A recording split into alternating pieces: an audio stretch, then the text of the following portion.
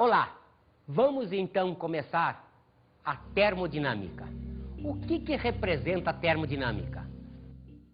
A termodinâmica estuda as relações entre as quantidades de calor trocadas e os trabalhos realizados em um processo físico envolvendo um corpo ou um sistema de corpos. Por condução, o calor se transfere de um corpo para outro em consequência de choques moleculares. Quanto maior a temperatura, maiores as velocidades moleculares e mais frequentes os choques, ocorrendo então transferência de energia cinética para as moléculas de menor velocidade e, portanto, menor temperatura. Observe que nós já discutimos isso várias vezes com vocês em aulas anteriores. Mas agora nós vamos tentar, mais uma vez, botar isso num plano bem matemático. Então, para começar o estudo da termodinâmica, vamos imaginar primeiro o trabalho na evolução de um gás. Vocês se lembram, vocês sabem que a evolução pode ser uma isobárica, pode ser uma isotérmica, pode ser uma isocórica. Já tinha esquecido, não é? Então, isocórica, isométrica ou isovolumétrica. Nós vamos ver aqui uma novidade. Existe mais uma transformação que ainda não foi estudada, mas nós vamos vê-la. Observe, a ideia básica de trabalho é que ele corresponde ao produto da força pelo deslocamento. Essa ideia você já tem desde a mecânica. Observe que a força, nós sabemos que pode ser expressa como sendo o produto da pressão por uma área. Então, a força corresponde ao produto pressão vezes área. Substituindo, então, a força lá, nós obtemos que o trabalho seria a pressão vezes a área vezes uma distância. Perceberam outra vez aqui? Uma área vezes uma distância. Isso daí corresponde a volume. Portanto, o trabalho corresponde a uma pressão vezes volume. Perceberam que estamos tendo cuidado de dizer o trabalho corresponde a. Nós não dissemos que ele é igual a. Ele corresponde. Então sabemos que existe uma correspondência entre o trabalho e o produto da pressão pelo volume. Vamos então experimentar essas coisas naquelas transformações já conhecidas nossas. Vamos pegar primeiro a transformação isóbara ou isobárica. Então, numa transformação isóbara ou isobárica, vocês se lembram, isos mesmo, baros pressão, é a pressão constante. Então, observe, está aqui a pressão constante e houve aqui uma variação de volume. Perceberam? Se o trabalho corresponde ao produto de pressão por volume, quem é esta área aqui, hein? Esta área é justamente o produto deste lado, que é uma pressão, por este lado, que é um volume. Isto é, esta área aqui corresponde ao trabalho. Então, dado um gráfico PV, a área embaixo dessa linha representa para nós o trabalho. Então, cuidado, prestem atenção. Aqui, na isóbara, o trabalho é o produto da pressão por esta diferença de volume, isto é, V2 menos V1. Então, o trabalho corresponde à pressão vezes volume, mas você já está notando que, na realidade, ele é igual ao produto dessa pressão pela variação do volume sofrido. Vamos imaginar uma segunda transformação? Então, vamos a uma transformação isócora, isométrica ou isovolumétrica. O que significa isso mesmo? Isos igual, volume pode ser chamado de coros. Então, a isométrica é a transformação feita sob volume constante. Observem que coisa engraçada. Se o volume é constante, a variação do volume é nula. Ela é igual a zero. Perceberam que nós já descobrimos, na situação anterior, que o trabalho corresponde à área? Se isto é uma linha, qual é a área? A área é zero. Perceberam, então? Nesta transformação, observe, dado o gráfico PV numa transformação isométrica ou isocórica ou isovolumétrica, o trabalho é nulo. Vamos ainda àquela transformação conhecida, a isotérmica. Então, na isotérmica, mesma temperatura. Já sabemos que na isotérmica vamos obter aqui essa curva, que é o ramo da hipérbole equilátera. Observem, outra vez, esta área vai corresponder ao trabalho. Evidentemente, em nível normal de vestibulares das nossas faculdades civis, nós não temos cobrança disso daqui. Na realidade, para se calcular essa área, você precisa um estudo um pouquinho mais adiante de matemática. Mas eu garanto, observe, se isto é pressão, isto é volume, esta área vai corresponder ao trabalho realizado. Então, sempre que nós quisermos calcular num gráfico PV, cadê o trabalho realizado, é só calcular a área sob a curva. Vamos então conceituar sistema e vizinhança. Observe, nós temos aqui o que chamamos de sistema. Por exemplo, um gás. O que está em torno dele, nós chamamos a vizinhança. Esta linha é a chamada fronteira. Eu vou admitir aqui uma convenção de sinais. Observe, o calor, quando é recebido pelo sistema, será considerado positivo. Isto é, se ele vai da vizinhança para o sistema, eu o considero positivo. Se, pelo contrário, ele é cedido pelo sistema, isto é, ele vai do sistema para a vizinhança, eu o considero negativo. O trabalho também terá a mesma ideia. O trabalho, quando realizado pelo sistema, é positivo. Quando ele for realizado contra o sistema, é negativo. Você parou para pensar o que significa isso? Quando é que um gás realiza trabalho? Quando ele se expande. O que significa se expandir? Ele aumentar o volume. Isto é, o ΔV. Delta significa final menos inicial. ΔV é o volume final menos o volume inicial. Então, como a pressão para nós é sempre positiva, quando o ΔV é positivo, o trabalho é positivo. Quando o ΔV é negativo, o trabalho é negativo. Então está aí a ideia que nós temos. Realmente, quando o gás realiza um trabalho, ele se expande. Se ele se expande, aumenta o volume, então ele é considerado positivo. Já quando é realizado um trabalho contra o gás, contra o sistema, eu estou comprimindo-o. E se eu estou comprimindo, eu estou diminuindo o volume. Se eu estou diminuindo o volume, significa que o ΔV é negativo, então esse trabalho será considerado negativo. Então, observe, o primeiro princípio da termodinâmica, o primeiro princípio que vai nos mostrar relação calor e trabalho, nos diz o seguinte: ΔU igual Q menos W. ΔU é a variação de energia. Q é a quantidade de calor trocada. W é o trabalho realizado. Observe que nós temos que considerar aqui as convenções de sinais. Você já começou a pensar esse ΔU, não é? Em se tratando de um gás, você se lembra que a energia cinética está vinculada à temperatura.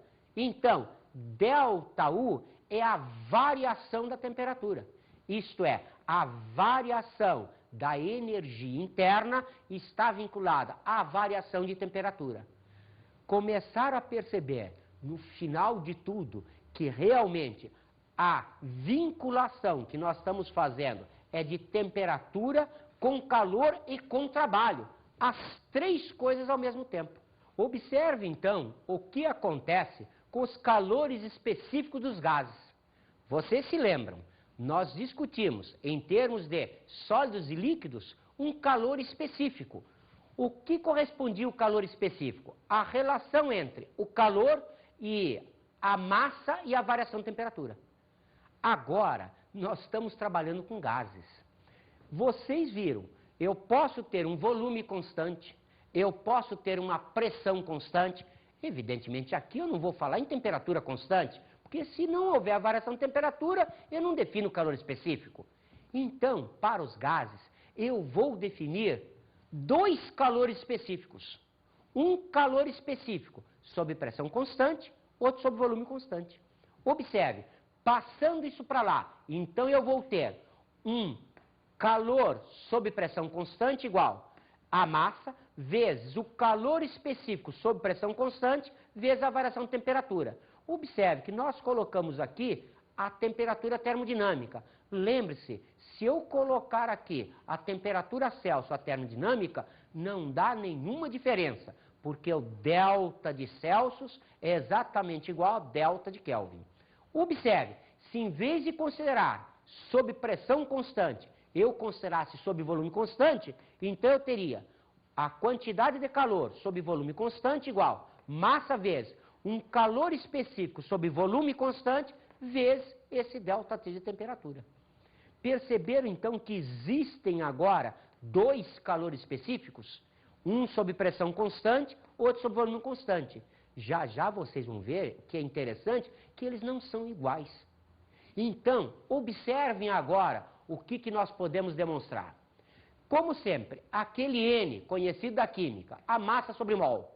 Portanto, a massa é definida como o número de moles vezes o mol.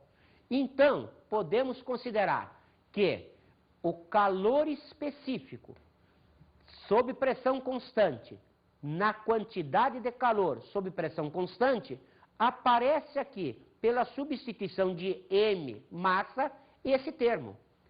Então, este produto aqui, nós vamos dar um nome para ele. Nós vamos chamar este produto aqui de calor específico molar sob pressão constante. Então, observe que agora, em vez do C minúsculo, eu estou usando um C maiúsculo. Então, a quantidade de calor sob pressão constante vale o número de moles vezes o calor molar sob pressão constante vezes a variação de temperatura. Da mesma maneira, observe, sob volume constante, a situação se repete.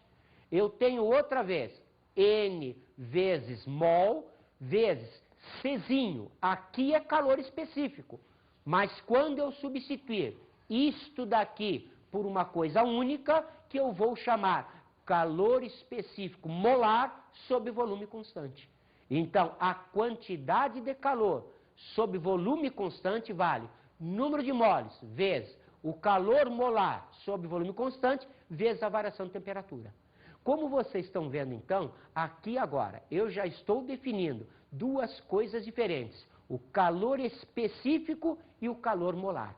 Observe, então, que o calor molar sob pressão constante vale a quantidade de calor sob pressão constante sobre N delta θ.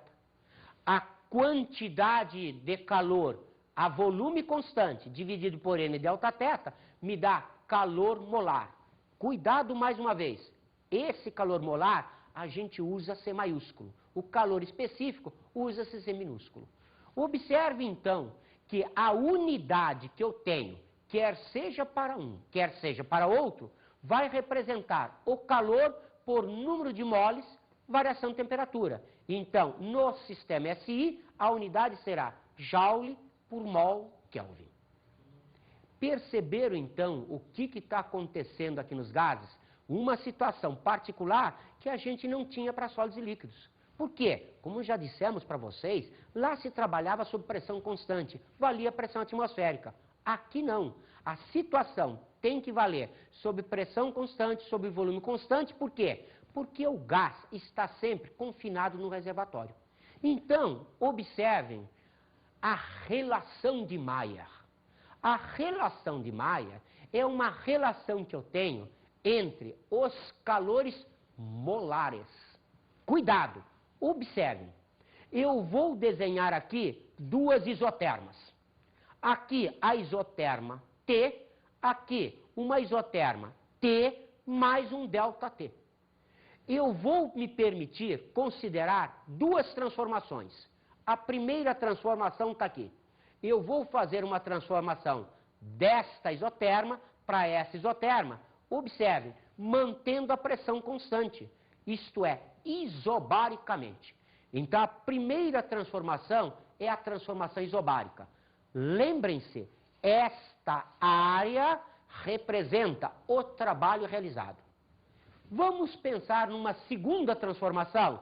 Numa segunda transformação, com as mesmas isotermas, não mudamos nada. Vamos fazer uma passagem de uma para outra, só que agora, isocoramente, isto é, mantido o volume constante. Lembrou-se quanto vale o trabalho aqui? Realmente, como aqui eu não tenho uma área, tenho uma linha, a área seria zero, isto é, o trabalho realizado aqui é zero. Então, eu vou agora misturar essas duas ideias. Vamos devagarzinho, passo a passo. Observe então, a quantidade de calor sob pressão constante vale o número de moles vezes calor molar a pressão constante, variação de temperatura. Observe, sob volume constante vale NCV ΔT, C maiúsculo, é molar. Então, vamos pensar na primeira transformação que fizemos agora há pouco? Vamos pensar na situação da isóbara. Se é a isóbara, eu tenho o trabalho realizado naquela área, o calor sob pressão constante, porque é isóbara, dando determinado ΔU. Vamos pensar agora numa segunda situação. Vamos pensar o que acontece se em vez de ser uma isóbara, fosse uma isócora. Então, eu colocaria, pela primeira lei, essa expressão. Mas observe, o que nós acabamos de dizer? Nessa situação, isto é, sob volume constante, o trabalho é nulo.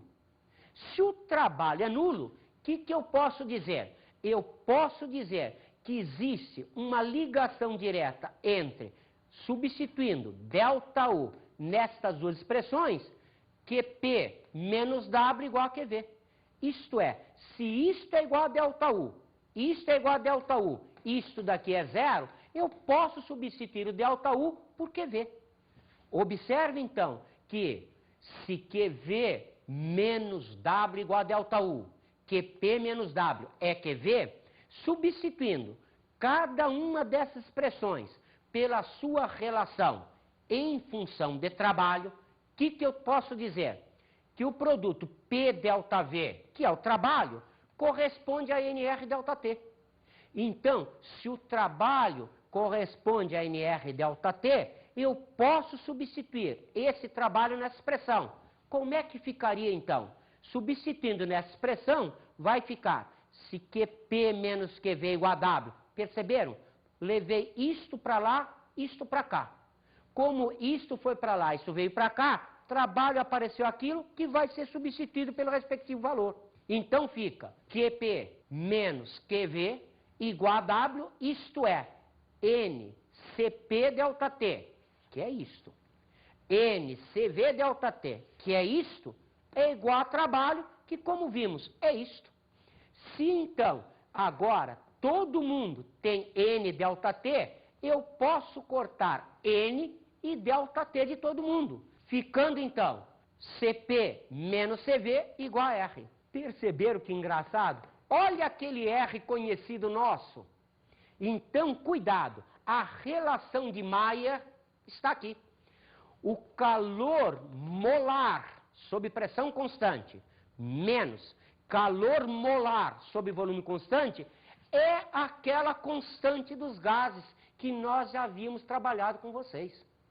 Cuidado, calor molar, a relação de Mayer tem aqui o sinal de menos, então tem que ser com calor molar. Mostramos já para vocês, em situações anteriores, que o R poderia ser 8,31 nas unidades SI. Mostramos que lá em Química você usa muito 0,082 em atmosfera vezes litro sobre mol vezes Kelvin. Aqui, observe, nós podemos trabalhar com o valor 1,98 em calorias por mol, graus Celsius ou Kelvin, já que a variação é a mesma. Perceberam que isto é quase 2? Se isto é quase 2, o que nós estamos dizendo? Observe que esta diferença, ela é constante, independente do gás. Então, para qualquer gás que você pegue, você fazendo a diferença entre o calor molar, a pressão constante, e o calor molar, a seu volume constante, você obtém praticamente sempre 2 calorias por mol Kelvin ou grau Celsius. Vamos então definir o expoente de Poisson. Observe, o expoente de Poisson, representado pela letra grega gama, pode ser escrito como a quantidade de calor sob pressão constante dividida pela quantidade de calor sob volume constante. Porém, observe, eu posso também definir gama como calor molar sob pressão constante sobre calor molar sob volume constante. E posso ainda definir gama como calor específico sob pressão constante sobre calor específico sob volume constante. Perceberam? Aqui, tanto faz ser grande quanto ser pequeno. Por quê? É uma razão. Como a razão tem o mesmo termo comum, que é o mol, eu não tenho problema nenhum. Mas cuidado, na relação de Mayer não pode. Na relação de Mayer tem que ser o molar. Mas para expoente Poisson, você pode usar ou o calor molar, ou o calor específico. Vamos ver alguns expoentes de Poisson de gases clássicos? Então, observe. No monatômico, o gama vale 5/3, aproximadamente 1,67. Perceberam que engraçado? É monatômico. Não me interessa qual é o gás. Todos os gases monatômicos têm esse expoente de Poisson. Se eu pego um diatômico, já vale 7/5, isto é, 1,4. Todos os diatômicos. Se eu pego um poliatômico, eu tenho 8/6, aproximadamente 1,33. Então, como vocês estão vendo, o expoente de Poisson está diretamente vinculado à atomicidade do gás. Vamos então agora observar uma enquete.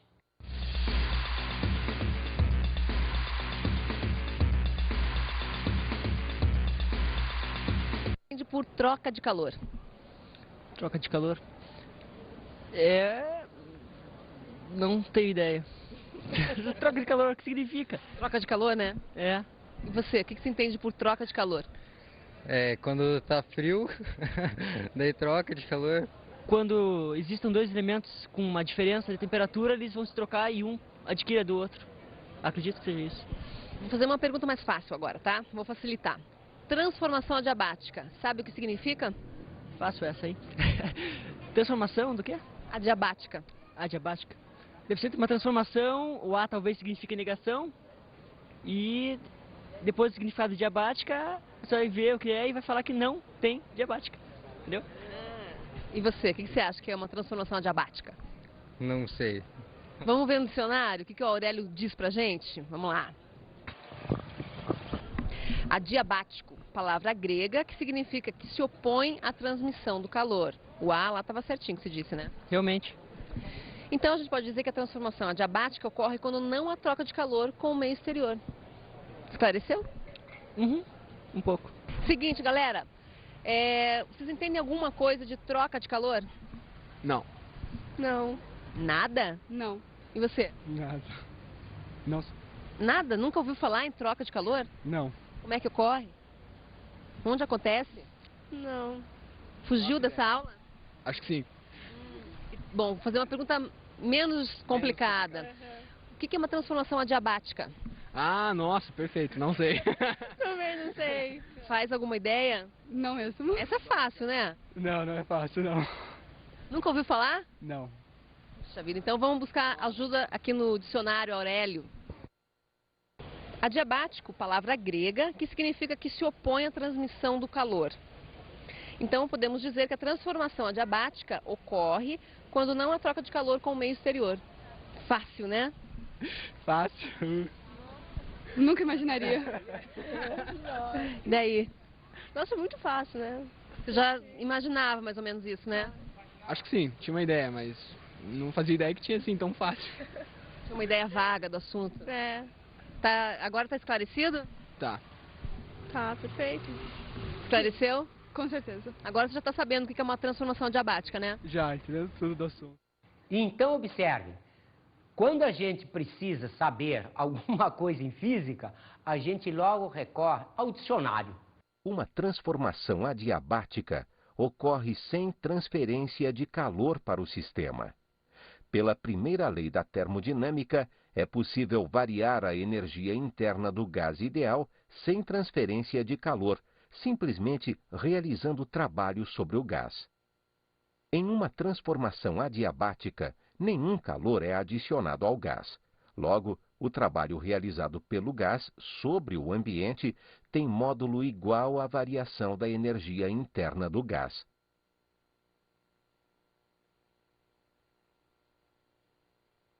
Nessa transformação, obedece-se à lei de Poisson-Laplace. Isto é, P0V0 elevado a gama, expoente de Poisson, igual a PV elevado a gama. Isto é, o produto da pressão pelo volume elevado ao expoente de Poisson é sempre constante numa transformação adiabática. Vamos pensar, nós conhecemos a equação geral dos gases. Então, P0V0 sobre T0, PV sobre T. Vocês já se lembram dela. Passando esse termo para cá e esse para cá, nós ficaríamos então com P0V0T igual a PVT0. Observe, isto é uma verdade. Isso também é uma verdade. Então, dividindo uma verdade por outra verdade, eu vou obter outra verdade. Então, dividindo vem P0V0 elevado a gama sobre P0V0T igual PV elevado a gama, PVT0. Observe, esse P0 com esse P0 desaparece. Este P com esse P desaparece. Então, dividindo-se V0 a gama por V, eu fico com V0 gama menos 1 sobre T. Aqui, dividindo-se V a gama por V a 1, fica V a gama menos 1 sobre T0. Vou passar esse termo para cá, esse termo para lá. Então, fica V sobre V, este a zero, esse sem o zero, ambos a gama menos 1, T sobre T0.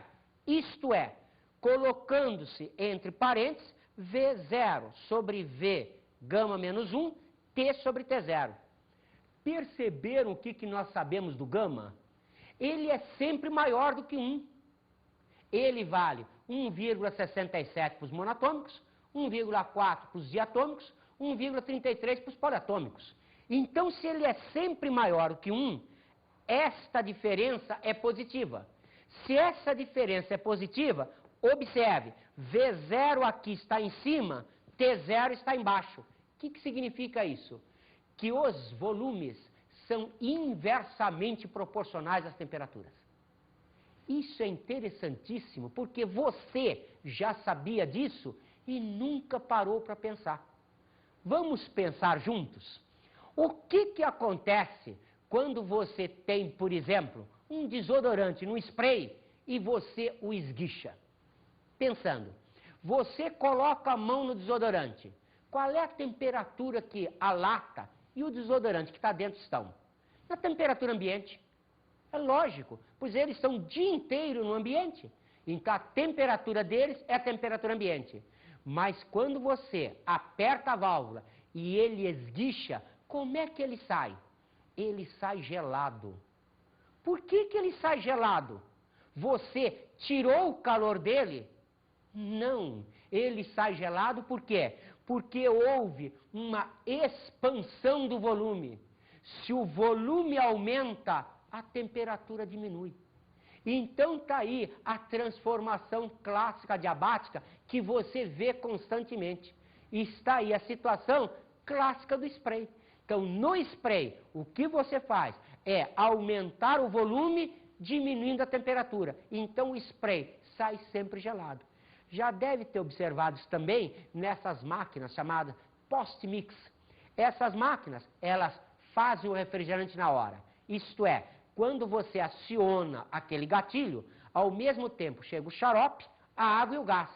Mesmo que a máquina esteja desligada, o refrigerante sai bastante frio. Por quê? Porque só o fato de abrir a válvula para o gás, CO2, expandir-se para entrar junto com o xarope e a água, formando refrigerante, já faz um refresco.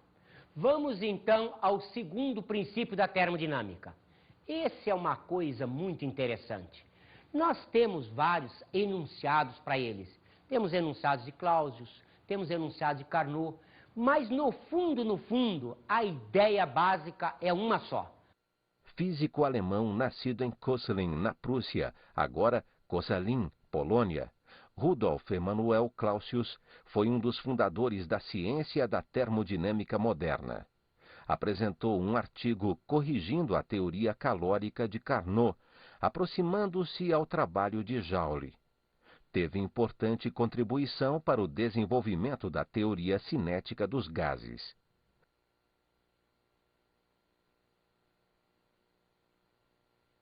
A ideia básica é o rendimento das máquinas térmicas. Então, fizeram enunciados congêneres, no fundo da mesma coisa. São diferentes em forma, mas o fundamento básico é o mesmo. Então, nas máquinas térmicas, nós definimos o rendimento, como qualquer rendimento que vocês conheçam, como sendo o que se ganha naquilo que se aplica. O que eu ganho? Eu ganho a energia útil. O que eu aplico? É a quantidade de calor dada a uma fonte quente. Então, a fonte quente, ela existe para fornecer energia.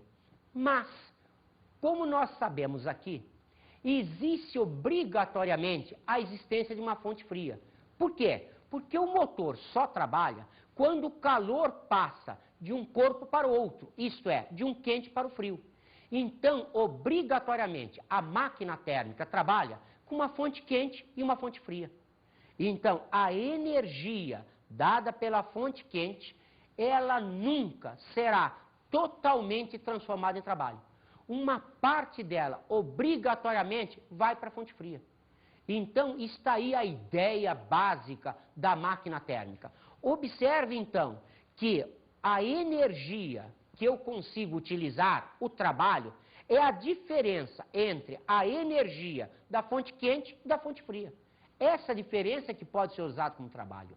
Então, obrigatoriamente, substituindo o trabalho na expressão anterior, fica o calor da fonte quente menos o calor da fria sobre o calor da quente. Ou, separando em duas frações, um menos calor da fria sobre calor da quente. Notaram que coisa espetacular descobrimos? O rendimento só seria, perceberam o tempo verbal? Só seria igual a 1 ou 100% se esta fração fosse zero.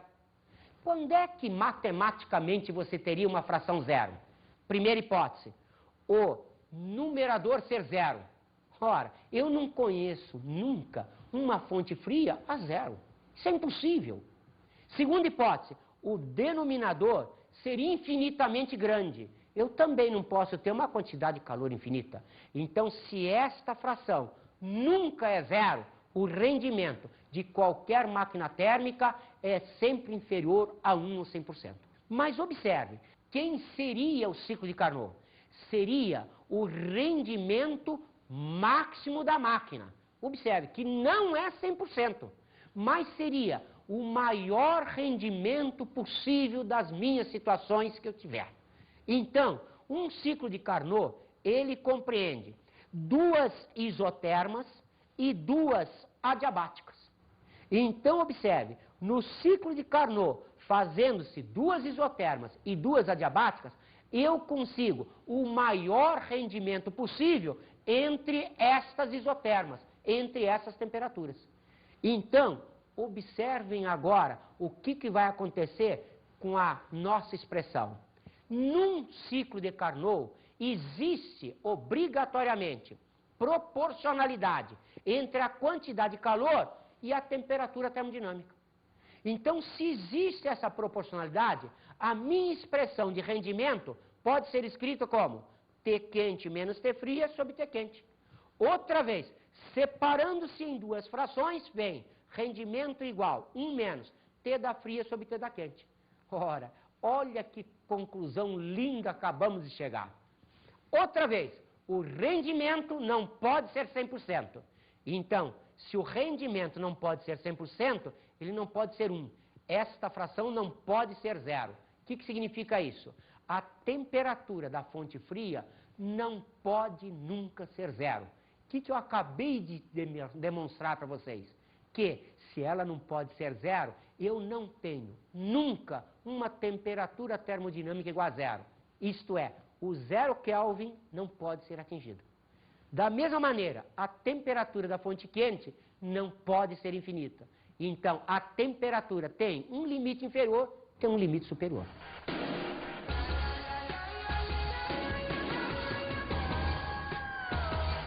Muito cuidado! Você percebeu que a dificuldade aqui é aquele ser pequeno e o ser grande. Cuidado então, quando pegar um exercício, procure olhar para as unidades. Você logo vai ver se trata do calor específico sob pressão volume constante ou calor molar sob pressão volume constante.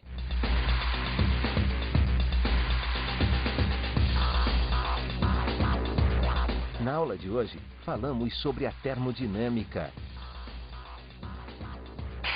Vejam bem, nesse final de termologia, a gente pegou os conceitos de termodinâmica, relação entre calor e trabalho, e descobrimos que realmente o calor não está diretamente vinculado à temperatura.